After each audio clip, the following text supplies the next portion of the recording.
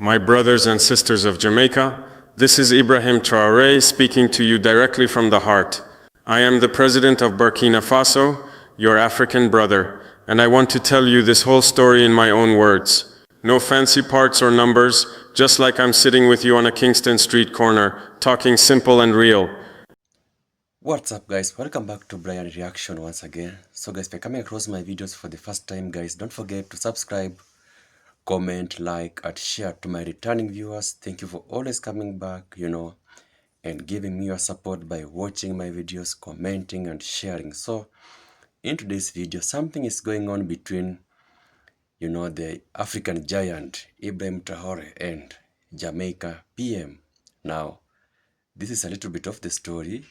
Ibrahim Traore was invited to Jamaica, and when he went to Jamaica, you all know Ibrahim Traore, he is that one leader that, he doesn't like, people suffering. He doesn't like leaders who are corrupt, leaders who steal from people. So Ibrahim Traore decided to, to speak the truth about how the PM of Jamaica is running Jamaica. So he decided to tell the PM the truth, the people the truth. He revealed secrets that the PM maybe thought he doesn't know. And it seems the PM of Jamaica was very hungry about this. So he asked the president of Burkina Faso to apologize. But Ibrahim Traore, he always stands with the truth. So he did not apologize for what he said. So the PM of Jamaica realized that he made a mistake. So he decided, to say sorry to Ibrahim Traore. He begged for his forgiveness. And to add on that, he even had some amount to give Ibrahim Traore in order for him to forgive him. But Ibrahim Traore refused that money and told him, use that money to repair Jamaica. Use that money to take care of the people of Jamaica. Because Ibrahim Traore disclosed very serious secrets about the PM of Jamaica, and it seems the PM did not like that because everything was disclosed in public. So I want you to watch this video of Ibrahim Traore, his tour to Jamaica and what he said in Jamaica.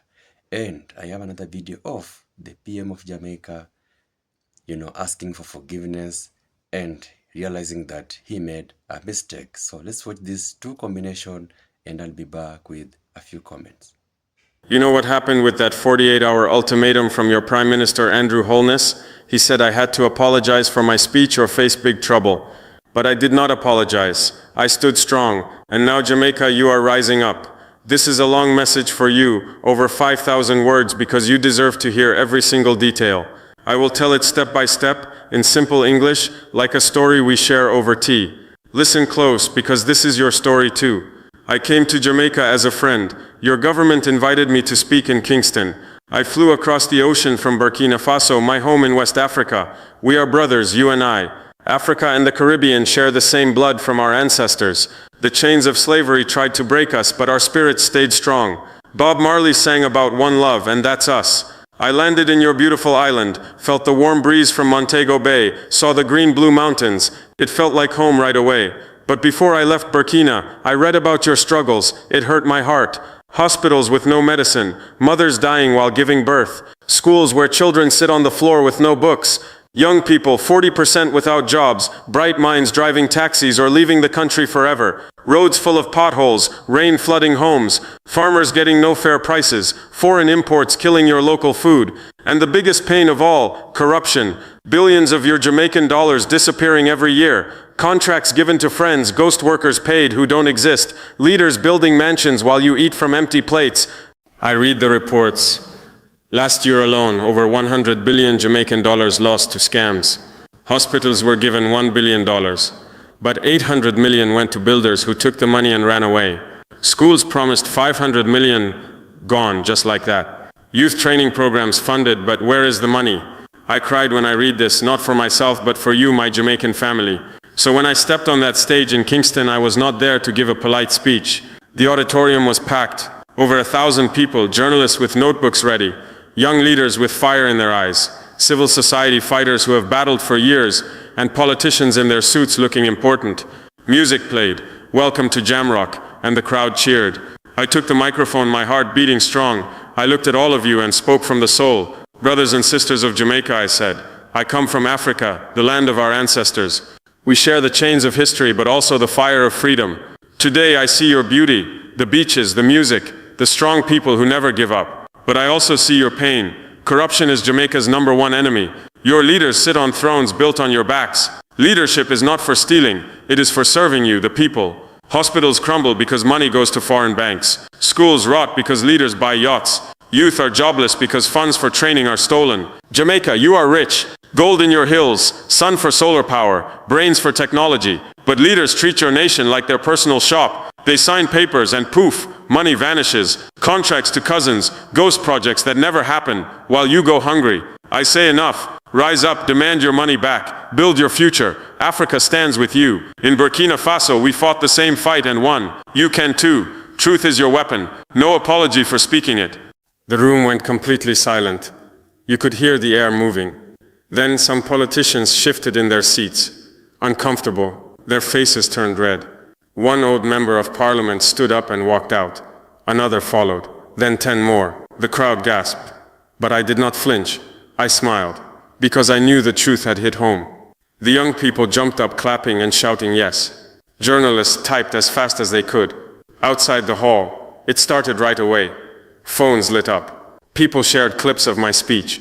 From Kingston markets to the rural hills of St. Anne. My words spread like wildfire through WhatsApp, radios and street talk. You heard me, Jamaica, and you felt it deep in your hearts. The next morning, everything exploded in your parliament. Prime Minister Andrew Holness called an emergency meeting. Lawmakers were yelling at each other. Some shouted, "How dare this foreigner insult us?" Others whispered quietly, "But he is right. We all know it." The air was thick with tension. Holness went live on national television that evening. He wore a sharp suit, his face like stone. Cameras rolled, the whole nation watched. He pointed at the screen and said, "Jamaica, no foreign leader comes to our house and insults our government. President Traore has maligned our sovereignty and our democracy. He has 48 hours to apologize publicly and retract every word. If not, he will face serious consequences. We may recall our ambassador, cut diplomatic ties. You will see, Jamaica stands tall." Outside the TV stations, crowds booed. But in homes across the island, people had mixed feelings at first. Some nodded and said, "He is protecting our honor." Others said, "Wait, what did Traore actually say? Play the clip." And when they played it, views skyrocketed to 1 million in just hours.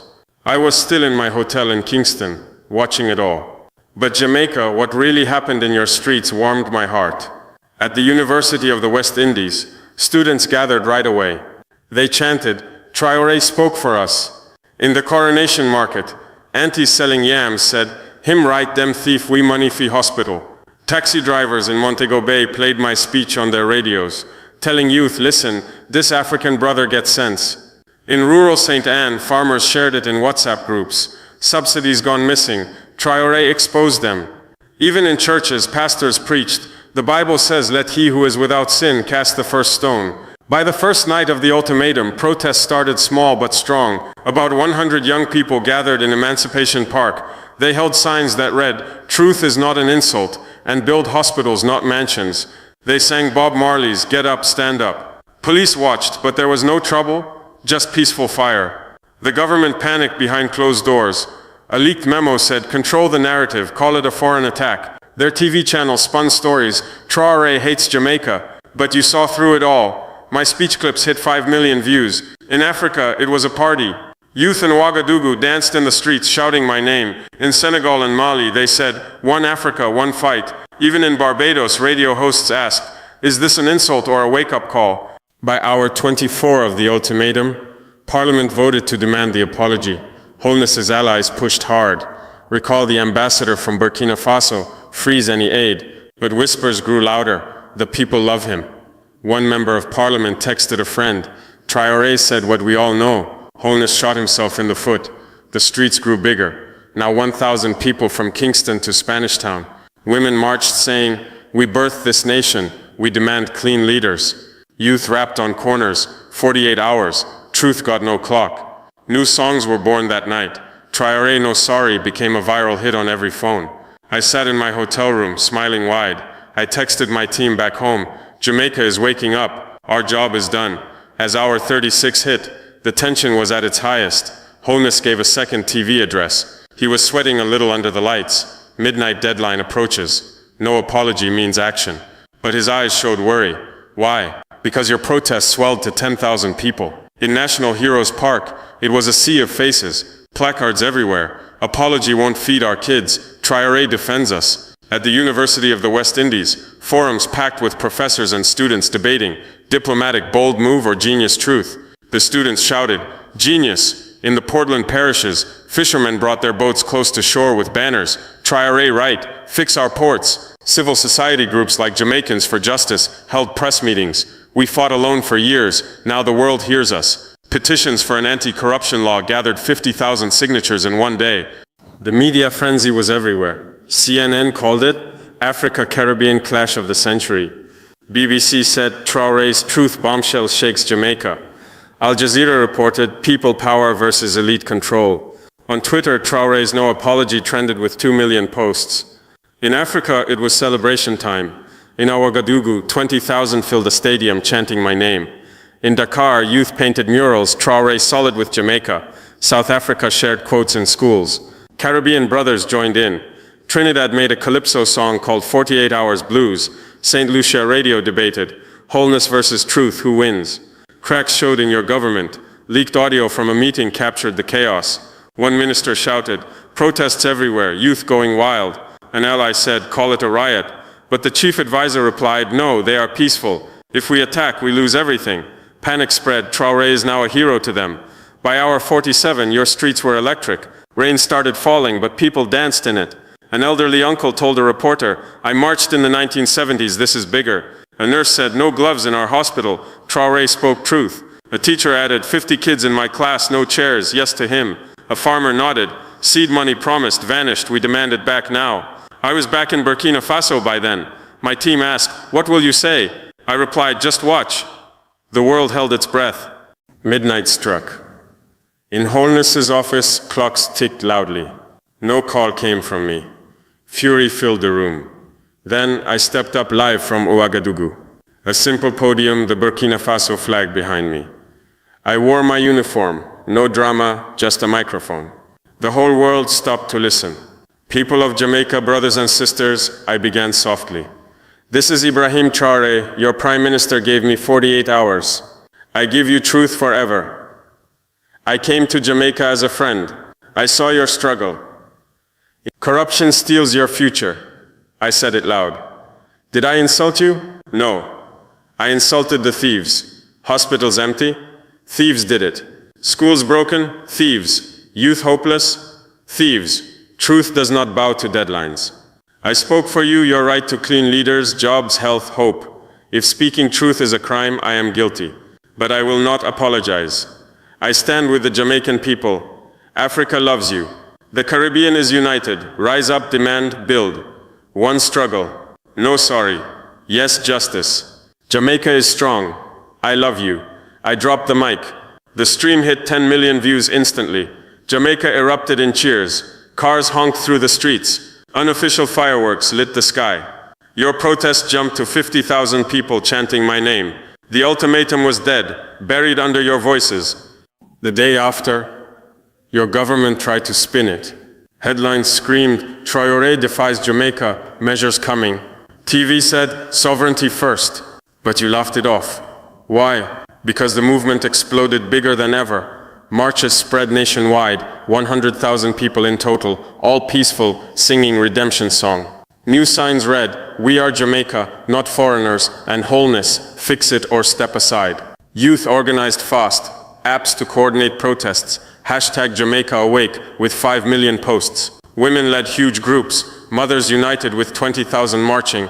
Our kids deserve better. Workers' unions called mild strikes, audit the budgets now. Then the leaks hit like bombs. Anonymous sources dropped audio of Wholeness's allies fighting.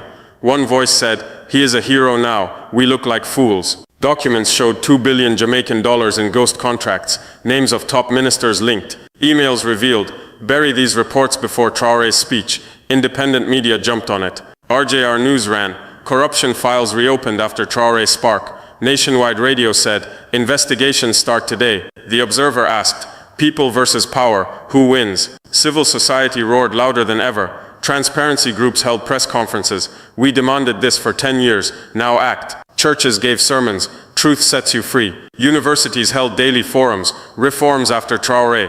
Artists painted murals of my face everywhere with truth, no apology. Reggae tracks dropped daily. 48 hours fire topped charts. Even economy talk grew. Youth demanded, jobs plan now. Farmers said subsidies back to us. Nurses shouted, pay raises and supplies. Wholeness held a rally with 5,000 supporters. Thundering, no lectures from outsiders, but outside, 10,000 protesters chanted, we hear you, Traore. He yelled back, not by opportunists. The crowd replied, lecture, this is truth. Global support poured in. The United Nations said, peaceful protests strengthen democracy.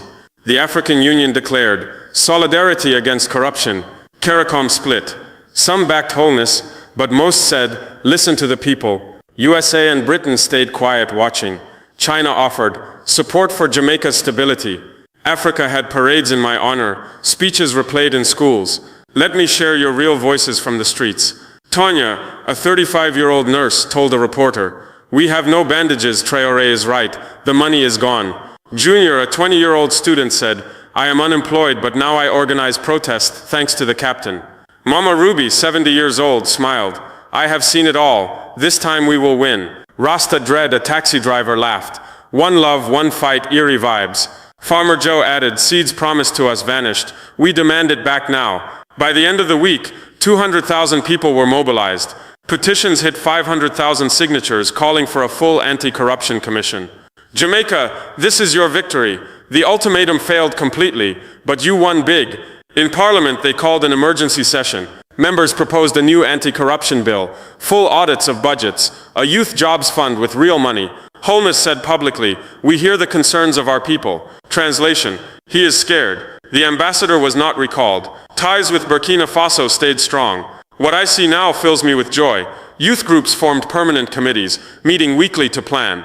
Media grew bolder, running investigations every day. Churches and unions built coalitions for change. Art festivals planned Truth Fest across the island. My message to your leaders is clear. Wholeness, listen well. The people are not your enemy. Serve them with clean hands, or step aside for those who will. To you, the people of Jamaica, here is my advice. Step by step, stay peaceful always. Your power is in calm, strong fire. Organize better, use apps, form groups in every community, prepare for the next election, demand specific things, $10 billion for hospitals, 100,000 new jobs, every school fixed with books and chairs, vote smart, check candidates, support only the clean ones, connect with Africa, let's trade, share skills, learn from each other. Burkina Faso will send experts in farming, solar power, anti-corruption training. Imagine your Jamaica tomorrow. Hospitals full of medicine, mothers safe giving birth, youth becoming CEOs, artists, farmers staying home proud, farmers selling at fair prices, markets full of local food, clean leaders who fear the people, not the other way around. Music filling the world with albums called Jamaica Rising, churches packed with hope, schools buzzing with learning, streets safe and smooth. My promise to you is forever. Burkina Faso stands with Jamaica. I will visit soon, bring teams to help build. We will train your youth, share our farms, fight corruption together. From Ouagadougou to Kingston, one love, one struggle. Brothers and sisters, this story is not over. I lit the match with my speech, but you are the fire burning bright. The 48-hour ultimatum is history, but your reckoning has just begun. Remember my words, no apology for truth. Yes to justice, truth endures forever. March peacefully, sing your reggae songs, demand what is yours, build the Jamaica you deserve. I, Ibrahim Traore, love Jamaica with all my heart. I stand with you always, shout it loud from every corner. No sorry, yes Jamaica, rise up my family. The world is watching, and you will win. My fellow Jamaicans, brothers and sisters across the African continent, distinguished members of the international community, and most importantly, Captain Ibrahim Traore, President of the Transitional Government of Burkina Faso. I come before you with a heart that is heavy, but also open. I come not to speak as a man defending himself, but as a leader willing to acknowledge fault. And I come not to diminish my office, but to honor it by admitting a truth that all leaders at some point in their journey must face. Sometimes we misspeak, sometimes we misjudge, and sometimes we must apologize. Several weeks ago, in a live broadcast, I used the word dictator to describe Captain Ibrahim Traore. That single word has echoed far beyond my intention. It has stirred emotions, fueled debates, and created tension between Jamaica and Burkina Faso, two nations whose histories should unite them, not divide them. And tonight, I am here to say plainly and sincerely, I regret those words. I take responsibility for them, and I offer my heartfelt apology. When I spoke that day, I spoke with conviction. I spoke as a leader who believes deeply in the values of democracy, values that Jamaica has held close for decades. I spoke from a place of concern, but I failed to speak from a place of understanding. Conviction without compassion is dangerous. Principles without perspective can wound. And in calling Captain Traore a dictator, I crossed the line between principled critique and personal disrespect. It was not my role to reduce a fellow leader, especially one facing immense challenges in his homeland, to a single word that carries such weight, such judgment, and such finality. Yes, I believe in democracy. Yes, I believe in elections, in parliaments, in institutions that protect the will of the people. But I also believe in respect. Respect for the paths that nations choose. Respect for the burdens leaders carry. And respect for the struggles that shape their choices. Captain Traore, in my choice of words, I failed to extend that respect. And for that, I am sorry. To the people of Burkina Faso, you are a nation of resilience. You are a people who have endured colonization, coups, poverty, and the ongoing threat of violent extremism. And yet, you stand proud, you stand tall. You continue to fight for a future that is free, independent, and dignified. Your leader, Captain Traore, took power in a time of crisis. He is young, yes, but he is bold. He faces a reality most of us cannot imagine, an ongoing war with forces that seek to destabilize and destroy. While the world debates, he acts. While others hesitate, he makes decisions. I may not share his methods, I may not embrace his path, but I must recognize his courage. And I must respect the fact that his people look to him not only as a ruler, but as a symbol of their fight for sovereignty. When I labeled him a dictator, I failed to honor that reality.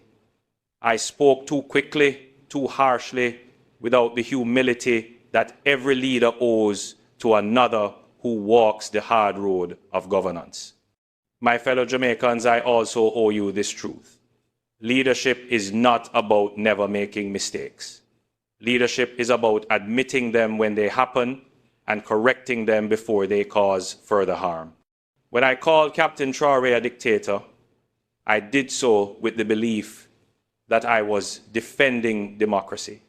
But in doing so, I risked damaging Jamaica's reputation as a nation of respect, as a nation that values dialogue over division, and as a nation that stands for unity among the peoples of the global South. We are a small island, but we are a proud one. Our voice on the international stage matters, and when we use that voice carelessly, the world listens not to our wisdom, but to our mistakes. Tonight, I want Jamaicans to know this. Your Prime Minister is not above apology. Your Prime Minister is not above reflection. And your Prime Minister is not too proud to say, I was wrong.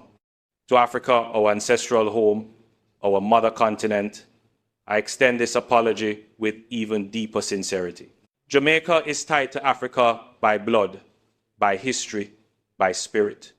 The chains of slavery that bound our ancestors were forged in Africa. The songs of freedom that carried us through struggle were inspired by Africa.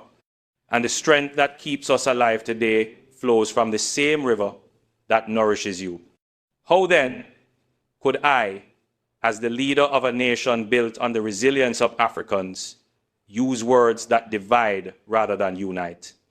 How could I, even in defense of democracy, fail to show empathy to a brother leader navigating storms beyond my imagination? I do not take lightly the pain my words may have caused across the continent, and I stand before you to repair, not to wound, to build, not to break. Some will ask, why apologize? Why retract words once spoken? Isn't it weakness? No, it is strength. It is strength to stand firm when you are right, but it is even greater strength to step back when you are wrong. Pride may win applause in the moment, but humility builds trust for generations. I apologize, not because I was forced, not because I was pressured, but because it is right, and because the relationship between Jamaica and Africa is too important to be clouded by careless words. Captain Traore, allow me to speak to you directly. I may not walk your path, but I respect the road you travel. I may not lead your people, but I respect the burden you carry. I acknowledge your courage in standing against forces that seek to weaken your nation. I acknowledge your determination to assert independence in a world where small nations are often pressured and dismissed. And I acknowledge that while we may disagree, I should never have dismissed your leadership with a single word. I extend my hand to you not as an adversary, but as a brother, not as a critic, but as a fellow leader. I hope you will accept this apology, not as weakness, but as an invitation to dialogue, to partnership, to mutual respect. What do I hope comes from this apology? I hope it sparks a deeper conversation between Jamaica and Burkina Faso.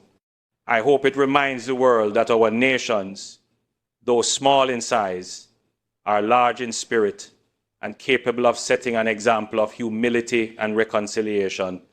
I hope it reminds leaders everywhere that words matter, that we must wield them carefully, not recklessly. That in an age where every statement is amplified across the globe, humility is no longer optional, it is essential. And most of all, I hope it builds a bridge between Kingston and Ouagadougou, a bridge between the Caribbean and Africa, a bridge strong enough to withstand the storms of politics, built not on pride, but on respect. My fellow Jamaicans, citizens of Burkina Faso, members of the global community, tonight I stand before you not as a man without fault, but as a man willing to admit fault. To Captain Ibrahim Traore, I say again, I am sorry. To the people of Burkina Faso, I am sorry. To the people of Jamaica, I am sorry. To Africa, to the Caribbean, to the world, I am sorry. May we move forward not with resentment, but with reconciliation. Not with division, but with dialogue. Not with arrogance, but with humility. Because in the end, leadership is not about always being right. It is about always striving to do what is right. Thank you. May God bless Jamaica. May God bless Burkina Faso. And may God bless all nations striving for peace, dignity, and unity. So welcome back, guys. I hope you have watched those two combination of, the African giant Ibrahim Traore and the PM of Jamaica. So I hope you have heard the story. So the PM was the president of Burkina Faso was in Jamaica, and he realized that the people of Jamaica were not happy. So he decided to correct the system live in public, and that is what Ibrahim Traore does. This is why Ibrahim Traore is known as the best leader here in Africa, the African giant. Since Ibrahim Traore took office, he has managed to change Burkina Faso very much. And one of the thing that he started with is corruption. Corruption is destroying so many countries. As I told you in a certain video, corruption is killing most of our countries, and that is what is also killing Jamaica. And that is why Ibrahim Traore had to mention it live in public, so that the PM of Jamaica can correct that. Because Ibrahim Traore has corrected that in Burkina Faso, and now Burkina Faso is the most peaceful country here in Africa. People love that country so much. The country is running peacefully, the government is very okay, and everything is running smoothly in Burkina Faso. So Ibrahim Traore decided to correct how PM is running his country, but it seems the PM did not like that idea, so he was angry about that, and he ended up calling Ibrahim Traore a dictator and asked him to ask for forgiveness. But the African giant did not accept that, because according to Ibrahim Traore, he said the truth, because the people of Jamaica know that is the truth. So he just came out in public to say the truth, so that, the PM can change how he's running his system, so that he can make his people happy. Because you have seen he has mentioned so many things, money being lost.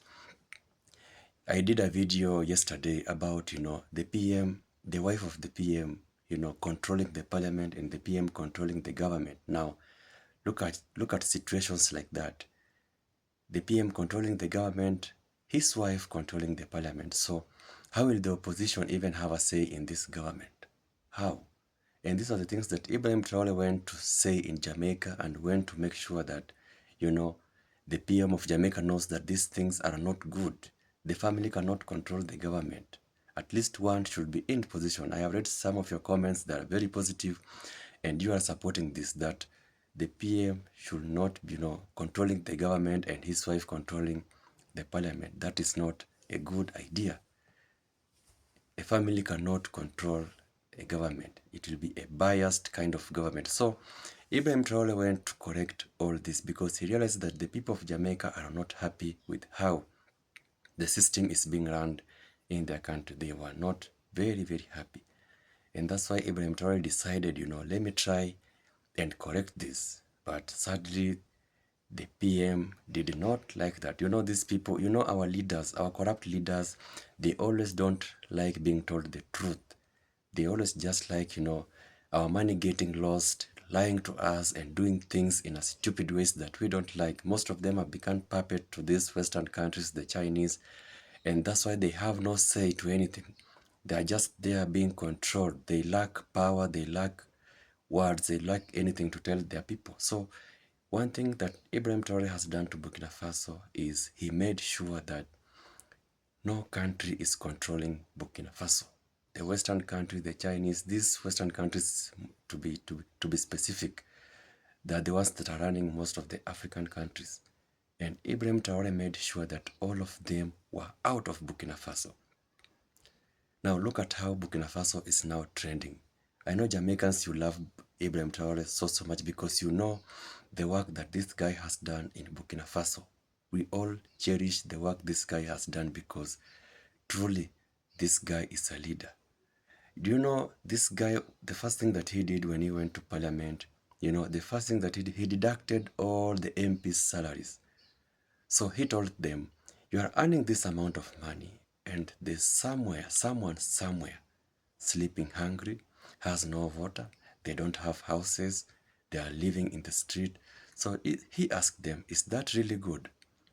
So the MPs agreed. So the president of Burkina Faso, Ibrahim Traore, deducted all the MPs' salaries, so that at least he can use that money to maintain the country, to balance the country, to make sure that the poverty in Burkina Faso is being controlled. Now look at how Burkina Faso is. Burkina Faso is a very growing country right now. It's a very beautiful place to be right now. Ibrahim Traore has managed to change that country completely. So he decided to bring this truth to Jamaica, because Jamaicans are our brothers. We all share ancestral spirits. So Jamaicans are our blood. And that's why he said that he loved Jamaican people so much. And Jamaican people love Ibrahim Traore so much. So he decided to go and share this love in Jamaica to people of Jamaica, at least so that he can see the people of Jamaica, being happy, being saved, because the PM, what is doing in Jamaica, the people of Jamaica are not happy. I've been reading your comments, the people are not happy. I did that video of, White Yade and that other guy. If you haven't seen, you can go back and see those two videos. They were complaining about the PM, about how he is running the system. It is not really good. In fact, the first guy was so hungry in his speech, publicly, telling the world what the PM is doing, and it was not good. So this is what Ibrahim Traore went to do in Jamaica. He was invited, and so he decided to correct, to make sure that, his sisters and brothers in Jamaica are happy, because we are sisters and brothers. We share a common ancestor. Jamaicans are our blood, are our brothers, our sisters, are our black people. That's why Ibrahim Traore decided, let me just try and correct the system in this island. So sadly, the PM did not like it, but I think with time he realized that Ibrahim Traore was right. So he decided to give an apology, and on top of it, I think he told him that he's gonna give him 600 million, so that Ibrahim Traore can forgive him, because he called him a dictator because Ibrahim Traore told him the truth. But Ibrahim Traore clearly is a leader. He refused that money and told him, use that money to change Jamaica. Use that money to make sure your people are happy, because your people are not happy with how you are running the system. So he told him to use that money to make sure that, Jamaica is working perfectly. So he did not accept the money. But he is a good leader. He accepted the PM's apology because he knew at some point the PM did not want to be told the truth. All his, the parliament, his friends, he realized that they did not want to hear the truth from him, but he told them the truth live in public and left. So big up to Ibrahim Traore. I know that speech will change Jamaica at some point. So he did a very good thing in Jamaica. I know that speech will do wonders in Jamaica at some point, because we want Jamaica also to be like, Burkina Faso. Look at how Burkina Faso is. We want also the PM to be like Ibrahim Traore, loved by the whole world, because you know how people love Jamaica. Now imagine if the PM decides to change the system. It would be a very, very beautiful place. So thank you for watching this video, guys. Until my next video, one love.